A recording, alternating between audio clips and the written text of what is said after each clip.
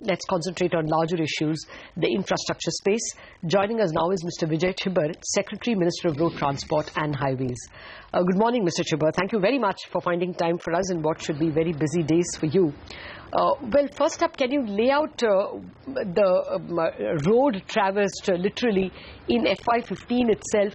How many kilometers have been bid out and how many are left to be bid out?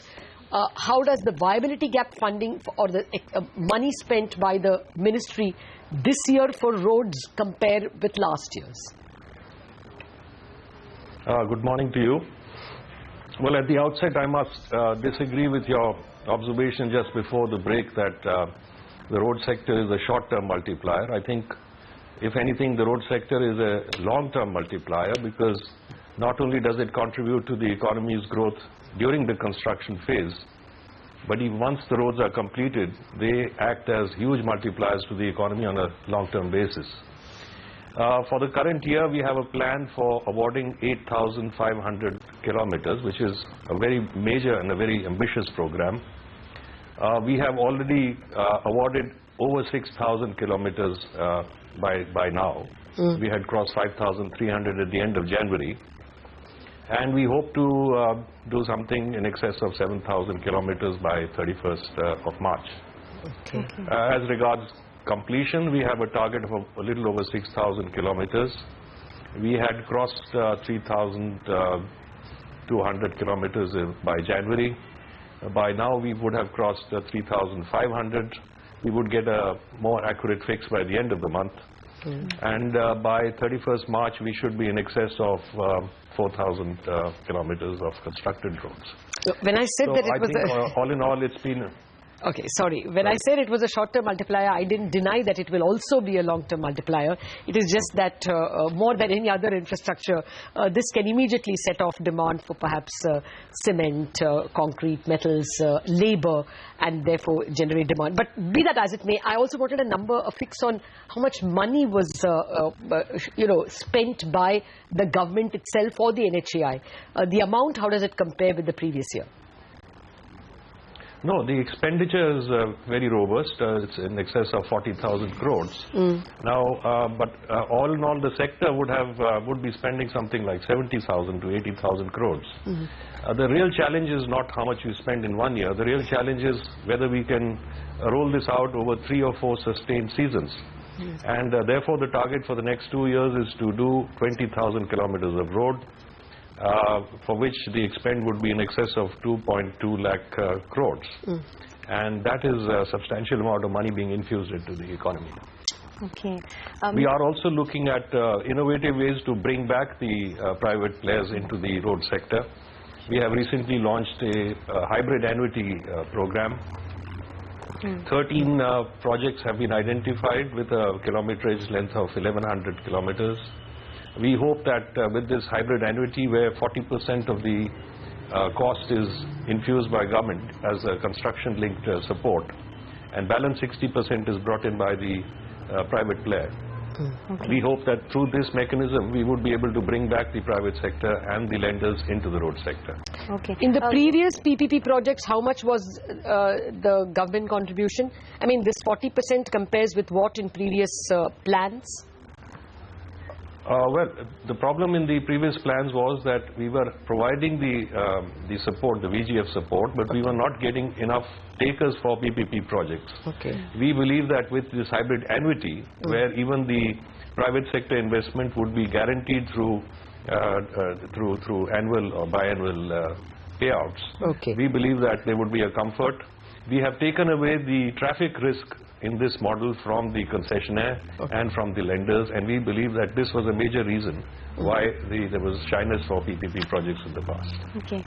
Can you just give us more details, Mr. Chhibber, on how many kilometers of road projects have been awarded under this new model? You said 13 projects in total, but how many kilometers would that be? Yeah, this model has been rolled out only about 10 days back. Okay. And while rolling it out, we had already identified 13 projects with a length of 1,100 kilometers. We believe that these 13 projects would be the first tranche that we will roll out sometime by April. So it's not something that has already rolled out, but this would be brought into the bidding stage in the next month and a half. And we believe that this is the real key to bringing back the private sector into the roads. But did you touch base with the private sector? How did they respond to this? Oh yes. Well, this new model contract agreement has emerged out of very intense dialogue with not only the private concessionaires but also with the lending community. Okay. One of the issues when we were trying to examine as to why in the last 2 years there has been a decline in interest in PPP was that there is a lot of uncertainty about traffic growth, and this model takes away the traffic risk entirely and places it with government. We are taking on the traffic risk, and we shall arrange for the tolling separately. The concessionaire only has to build the roads, and he is then assured of his repayments through the annuity payouts thereafter. Okay. There were certain reports doing the rounds that the government is looking to revamp the NHAI completely, and a 5-member panel is being set up in order to undertake this revamp. Can you just give us some details on by when this process could start and get completed, and what could the contours of this revamp be? Well, a panel has been set up to look at 3 or 4 broad issues, one of which is the structure of NHAI and whether it is delivered and whether we can tweak it in any manner to ensure that it performs more efficiently. One of the members of this panel is Mr. Deepak Das Gupta, who has been a former chairman of NHAI himself, and we believe that with his past understanding of NHAI's role and its orientation, he should be able to, in a very short time, give us some perspective, an independent perspective on where we possibly have drifted from the original scheme of things and what kind of course correction that may be required in the structuring of NHAI per se. Okay. When you say that, the government's funding will go up to 40%, I would assume that these 13 are being treated as pilot, and you want to expand this to a larger number of projects, given the broken balance sheets of contractors? We have done hybrid annuity in the past. We had taken up 4 projects in the northeast region, where there was a belief that outside contractors would not easily be willing to come in. In that model, we had provided for 80% of construction link support. In the present model, we believe that 40% construction link support is adequate. Yes, you are right, these 13 projects are the first tranche, and in the next 3 to 6 months, we will have the second and the third tranches put together, and we shall roll this out in a very aggressive manner. So, in addition, we will continue to take a large portfolio of projects under the EPC mode, which has been the main mode of delivery during the current financial year. So basically this hybrid replaces PPP. That's right. It is a PPP. It's a form of PPP. It's just that in the BOT toll, the concessionaire takes the traffic risk. In this model, the concessionaire does not take the traffic risk. The traffic risk has been assumed by the authority or by the government. Okay, so how do the returns change in that case? If somebody doesn't take the risk, he'll also get lower return. Well, obviously, the risk in the BOT toll is higher, and therefore that is reflected in the bids itself. We believe that the market is looking for safer options, and this is a much safer option both for the concessionaire as also for the lenders. So that will therefore we believe that there will be a bite. Okay, so that will also mean that the government will have to chip in more money.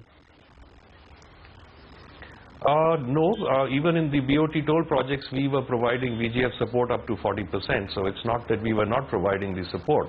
But yes, we will have to chip in the entire cost of this project over the life cycle of the project. But we believe that this extra 60% that we are providing by way of annuity, this can get recovered through toll, which will be done by the authority itself. So really, in a larger context, it's the same amount of money being played out, but with less risk for the concessionaire and for the lenders. Okay. Now, what I'm trying to get a fix on is will this mean that the government will have to chip in more money in the forthcoming from in FY16, FY17, and is it ready for that bigger bill? Yes, I think so. I think there's a broad understanding across government that this is one of the sectors which has performed in the current financial year.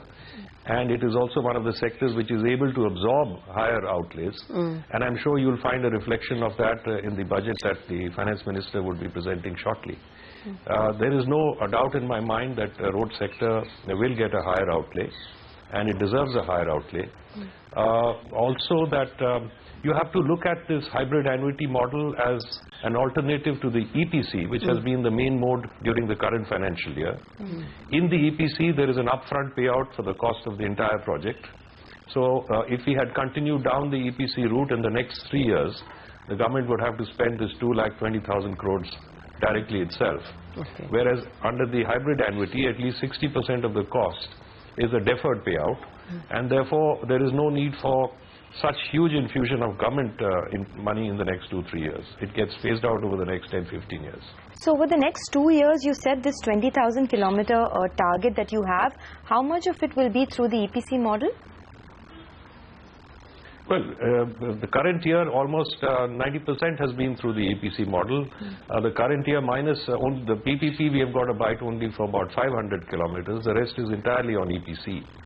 So going forward, rather than having this huge portfolio of EPC projects, we could go 50-50, half on EPC and maybe half on this hybrid annuity.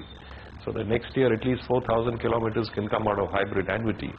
And more importantly, this would encourage bringing back the concessionaires and the lenders into the road sector and give them confidence that this is a sector which can have returns. The Minister Gadkari had expressed his displeasure about cartelized bidding by cement companies. Have you all proceeded on that to take some action against these companies? Well, we don't take action. Cement is not part of our ministry's ambit. No, I mean filed with the CCI or something.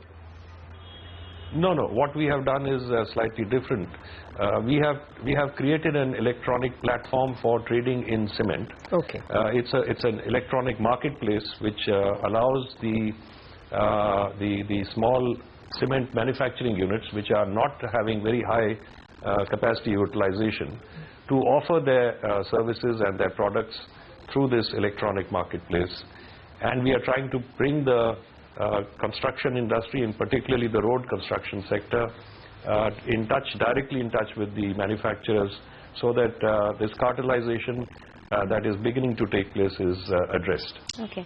Minister Gadkari also promised to widen the NH24 highway into a 14-lane highway, I think by the end of 2015.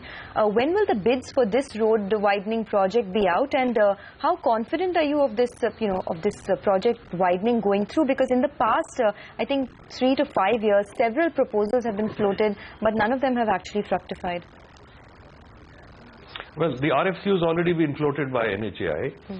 We've had a recent discussion just 2 days back where there were some suggestions on certain engineering changes. Those are going to be addressed in the next week or so.